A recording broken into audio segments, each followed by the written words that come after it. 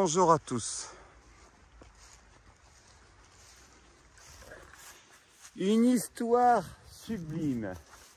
Alors, au XIIe siècle, donc le roi hongrois était en conflit et avec le comte Hébert, qui était réfugié à quelques centaines de mètres ici.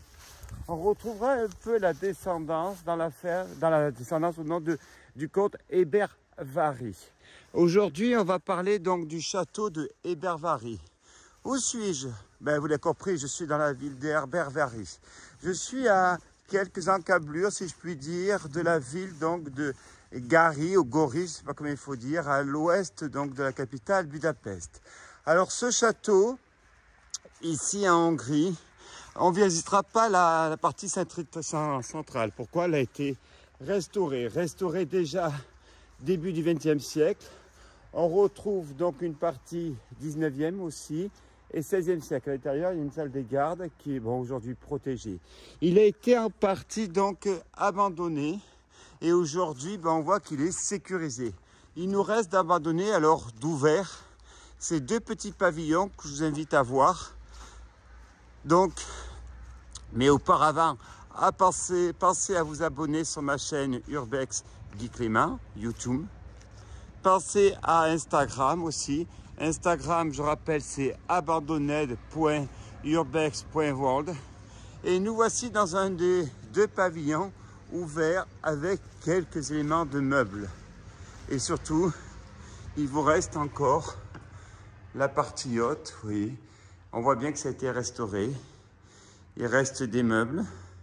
Oh, je pense pas qu'ils soient d'époque, faut pas se faire trop d'illusions. Mais ça doit être un cas d'aménagement. Vous avez même un canapé. Donc ça, c'est un des deux petits pavillons du château.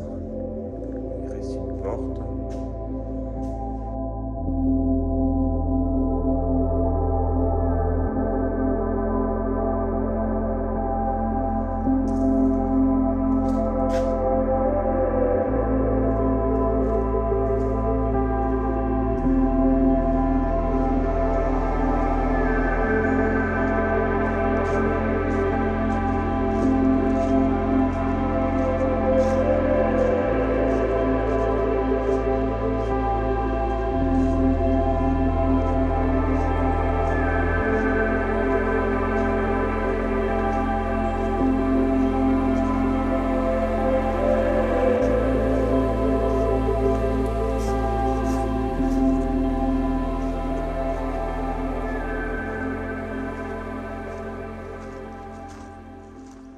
Voici donc le deuxième petit pavillon, lanterne on va appeler ça.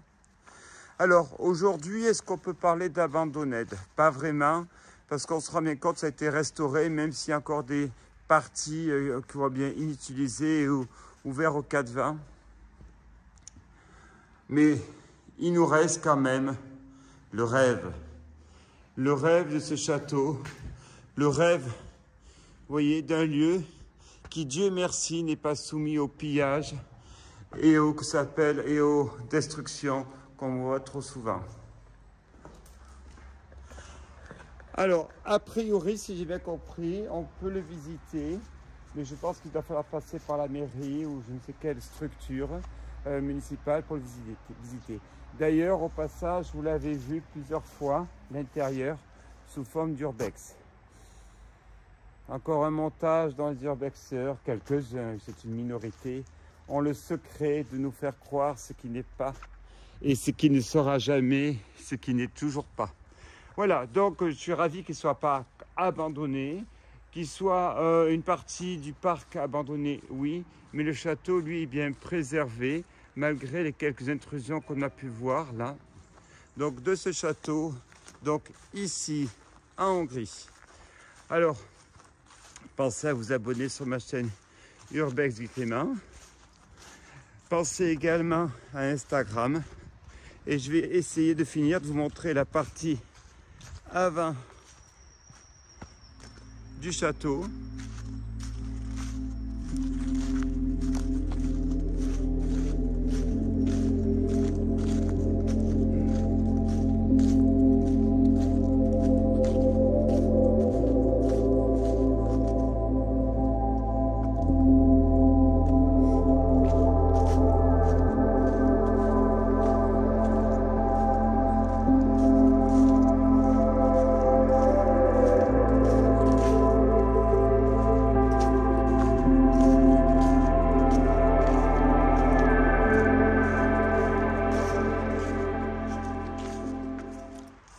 Donc voilà ce château. Alors si vous aimez cette architecture, j'en ai deux à vous proposer qui sont issus donc qui n'est pas très loin, en Croatie, qui est à peu près à 1000 km plus au nord-ouest.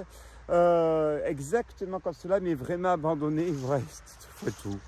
Vous pouvez rentrer, c'est ouvert au cadre. Allez, on y va. Merci encore.